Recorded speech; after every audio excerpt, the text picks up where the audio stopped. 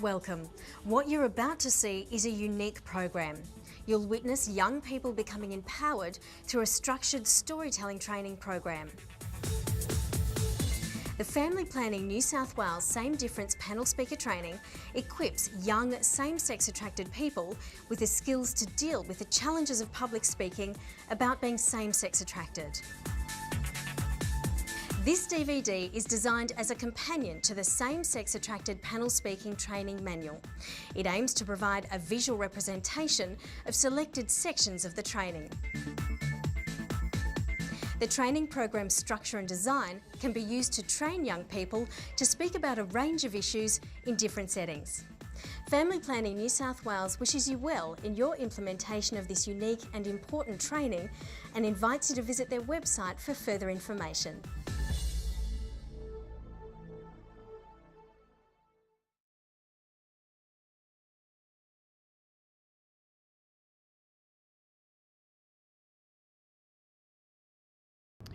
The Same Difference Panel Speaker Training is a structured training program for young people between the ages of 18 and 25, teaching them the skills of public speaking to tell their story about being same-sex attracted.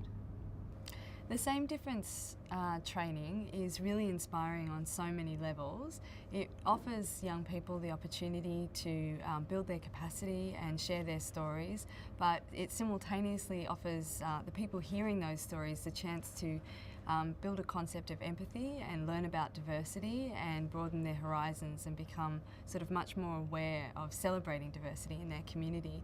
What's amazed me about this training is that within 2 Saturdays, you can just see the most shy, scared young people come in who really don't know what this whole thing's about, don't really feel particularly inspired yet, don't really understand what this whole program is, come in and we just take them through a process of really reflecting on themselves and who they are and seeing the way that they can actually change by the end of the second Saturday, the way that the group is bonded, the way that their confidence is being built. I've been involved in the training now for 6 or 8 years, and so that's given me the opportunity to really connect in with a lot of young people that go through the panel speaker training, and the feedback's always really overwhelming and positive.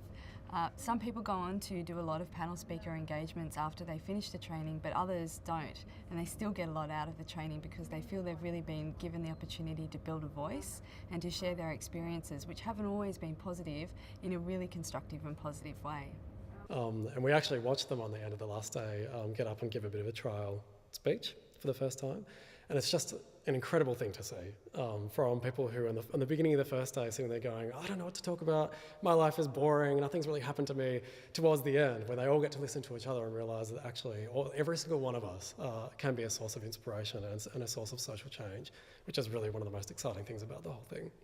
The call to action that I would have for people is to have a look at the program and see whether you might be able to adapt this type of training to your needs with working with young people for advocacy, or at least giving other young people an opportunity to tell their story about maybe teen pregnancy, what it's like to be a teen parent, or what it's like to be a young person with a disability, or what it's like to be a young Aboriginal person in a rural regional area. The training is adaptable and amendable to different issues, and the call to action is to have a look at how you can empower young people by having a strong voice through storytelling. So, this is all leading to what is discrimination? What is discrimination? How would you describe it? Being prejudiced against a certain group of people, Yeah. but whether it be age, size, race, gender, sexual orientation. Yeah. Deliberately excluding or seeking out those people who follow a particular set of, well, what the set of like age, gender. Yeah. And you used a really important word then, that was exclusion. Yeah. So excluding others from activities. Based on their orientation. Yes. Usually it involves a dominant group in society through fear or lack of knowledge trying to marginalise another group in society. Yep, so discrimination can come from lack of knowledge or poor knowledge or incorrect information. Yep. It doesn't even have to be deliberate, just treating someone or a group of people differently because of who they are. Yeah, that's a really good point. Sometimes discrimination is deliberate, sometimes it can be quite subtle and people don't even realise that they're discriminating against. It can be very much left under the radar.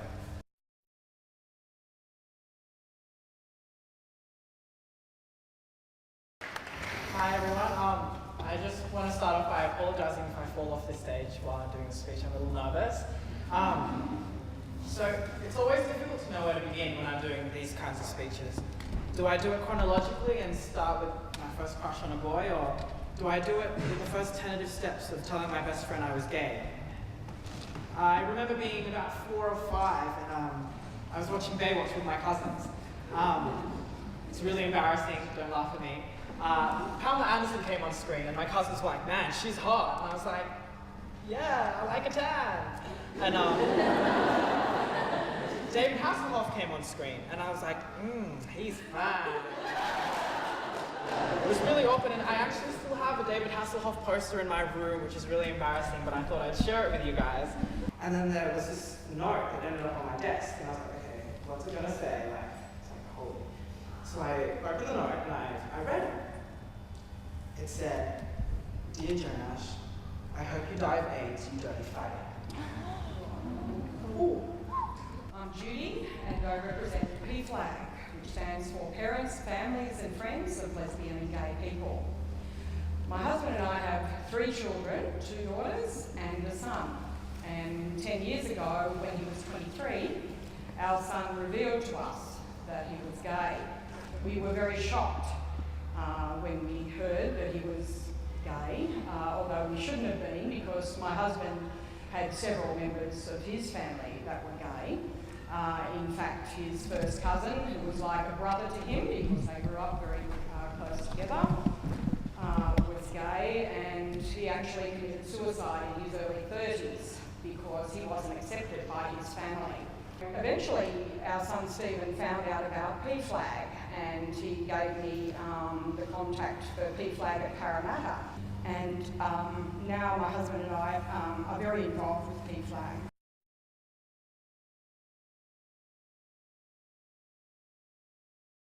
Now that you've heard 3 personal stories from same-sex attracted young people and a parent of a gay son, what are some of your reflections after hearing those personal stories? I didn't realise some people's situations were so intense, like it could lead to such bad things happening. Yeah, so some of those things that happened, the impact on the person was much more than you realised. Yeah. Do other people agree with that? Well, I just thought was what Janash said was, why can't I love a guy as much as you can love a girl? I thought that really, personally for me, that just made me think. When you think about homosexuals and their struggles, you sometimes forget that their family really suffers, or they sometimes get equally discriminated.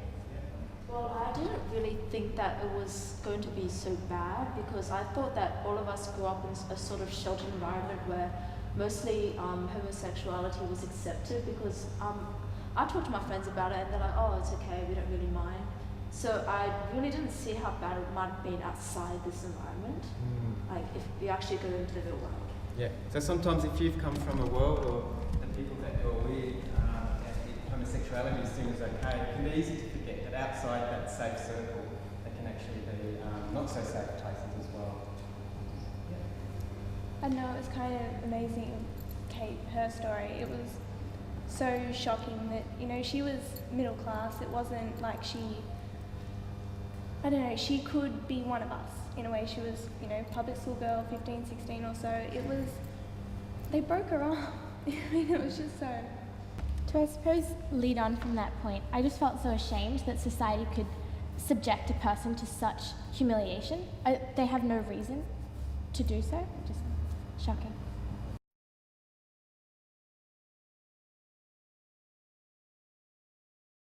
I think it's so beneficial to hear stories from young people, and the audience are young people themselves, and they can actually empathise with their stories, and they walk out, I think, not only knowing more about homophobia, and how it works and why it's wrong, but more importantly, they're able to empathise with people they might not usually associate with. The most amazing thing about it is when you're actually in a school or some environment. The schools are probably the best example because it's the toughest environment, where you might have a bunch of kids who've never thought about anything to do with sexuality or sexual diversity at all.